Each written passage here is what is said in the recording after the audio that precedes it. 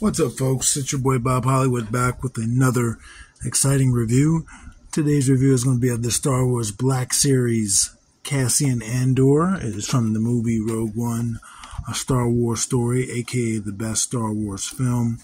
This figure is a re-release. I believe this initial figure came out only in a 3-pack. I owned that 3-pack, but I wasn't collecting Black Series or really 6-inch figures at the time, so I bought that 3-pack, found it at a Goodwill for like $15, sold it for like $40. Missed out on this guy. He came with I want to say a Death Trooper and a Gen Erso. Have the Gen Erso, but yeah, you see him in the packaging. This guy is going to have, I can't compare him to that original figure, but he is going to have more photoreal technology or whatever it's called these days. It's going to look better than that figure did initially. Maybe even slightly different paint apps. I don't know. But the figure itself should be the same other than that face. On the side of the packaging, you see artwork of Cassian Andor. I'm sorry, I do not know his actor's name. That's on me. But it is what it is. On this side, you just see a side of Cassian, and you can see it says Star Wars Black Series at the top. Open window. Can't really see in there due to the shadow and the light.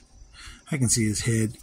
At the bottom, legalese and a barcode that it. I bought this figure personally from a woman at the flea market. I'm not sure where she got it from, but yeah, I believe I paid $10 for it. And also on the back, we see his bio. It says an accomplished, let me bring it closer for you so you can also read it.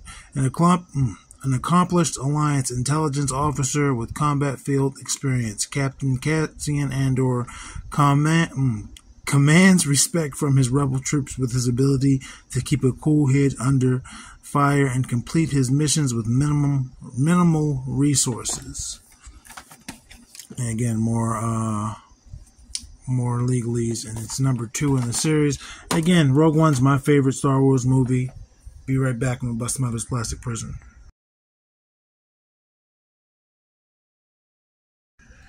And just like that, we're back. You see Cassian standing there. You also see he has 3 accessories. Really, they're just 1 accessory.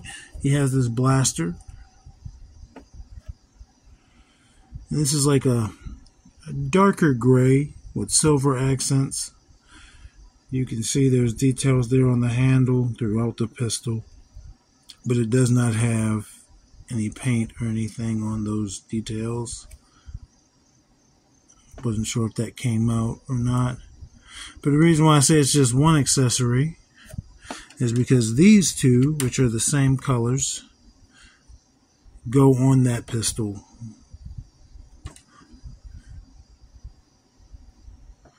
I think that would be the scope.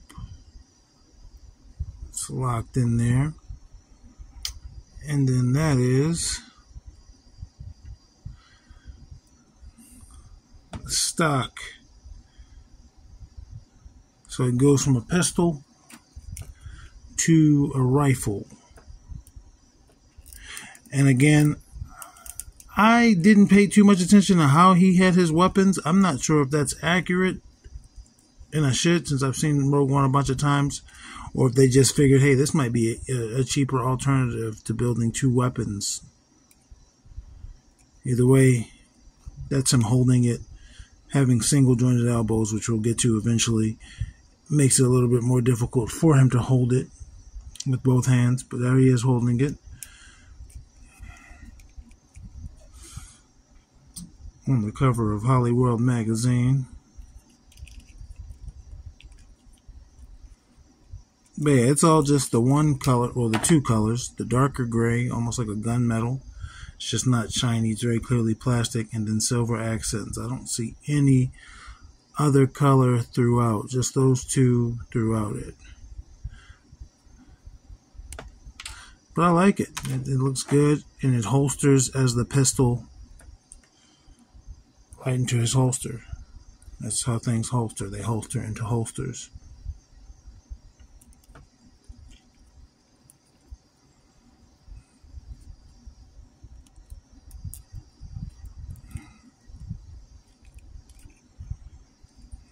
is holding it. I'm not going to waste too much time on the gun. It's just one accessory.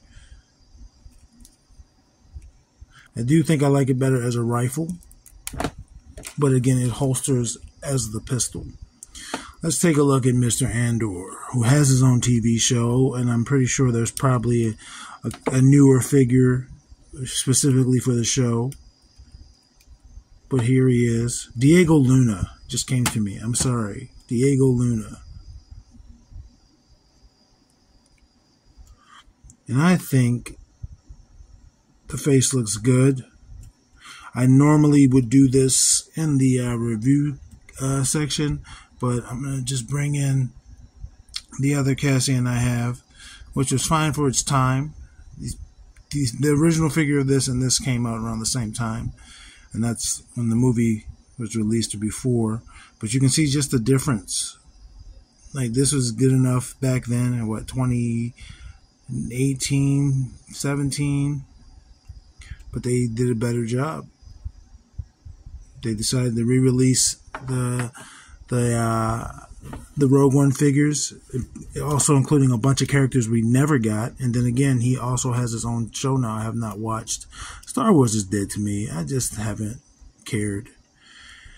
He's got the brown leather jacket on. He'll fit in with like your Han Solos and Lukes. He's got the cargo pants, khaki cargo pants, belt. This harness that he has, it's loose around the hips, but it's glued here onto his right thigh. Of course, if you want to pull it off, you can, but it's not designed to come off. He's got that style shirt, again, familiar. That looks like Lando's shirt, which we'll see in the review crew. Stripes down the shirt. Got some bullets on the back of the holster or the waistband. Decent boots. I think, yeah, the same kind of boots, different paint. Pretty much the same style of boot, so he's consistent with his boots. And again, this figure's not new. It's just they re-released the Rogue One figures with new face articulation. The same thing they do with every Star Wars figure. Like, you get the same Lukes over and over, not necessarily each year or something, but you'll get a Bespin Luke, you'll get a Hoth, you'll get, you know what I mean? Like, they release the same characters with George Lucas. And the Star Wars brand of figures has been doing since forever, essentially. That's how he made his money with the first line. Let's go over his articulation. I do like these things on his breastplates. His articulation, his head starts there. It's just going to be, I believe, on a hinge. We'll find out. Yeah, it's just going to be on a disc hinge. So there's a ball in his neck. I mean, the base of his head. Hinge goes forward and back, not that much because of the jacket, but it's going to rotate 360 despite that jacket and give you maybe very minimal tilt. It's felt more force than anything to get that tilt out of him. Let's check out his T-pose. It's not very good. I'm trying to make sure it's not anything I can adjust to fix it. Hard to see in there, but no, it's just, you can see that shoulder there is cut at a weird angle. There's no butterfly joint. He still rotates 360 at the shoulder. He's got a single elbow with that hinge joint, but it rotates at the elbow 360. I was watching what was I watching? I was watching Red with my daughter last night. I think the mother did that, Turning Red, and the mother did that or something, and yeah. Rotates 360 at the wrist, horizontal pegs or horizontal hinge on both wrists, not just the left or the right, but both. As for his ab articulation, he's not going to go forward much, not going to go back much, but he can give you a little bit of side to side, equal amount side to side, but he will rotate 360 right there in the middle of his abdomen. Pretty decent split considering the line. Foot goes forward that far. Goes back, not at all. Not without kicking out. Thigh. Oh, excuse me, I was about to sneeze, but now I yawn. Thigh rotates 360. Double jointed knee with pins, kicks his own butt effortlessly. Like effortlessly. That foot was like a magnet to that butt. No boot cut or anything, but he does have a forward facing pin for his ankle. And it also pivots. So again, pretty basic Star Wars figure, typical articulation, and you can see like the skin tones are different. But it would also make sense if he's a little bit paler if he's somewhere cold. Let's stand him up, and we're going to get his articulation. We're going to get his height. I'm just going to go ahead and give him 6. I know he's slightly shorter. Yeah, I'm going to just go ahead. I'm going to just give it to him at 6. He's in between 6 and 3/4, excuse me, 5 and 3/4 and the 6. Now he doesn't want to stand up. Let's bring in the review crew, starting with his Star Wars brethren, Lando. And as you can see what I meant by that shirt type, that little flap. For both of them, it's harder to see at this distance on Cassian because of the color. And then Winston Zedmore. I'm not sure of Diego Luna's height, but he is taller than both of these figures.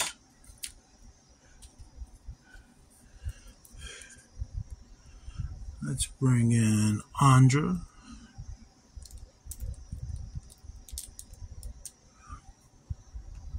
And Vixen.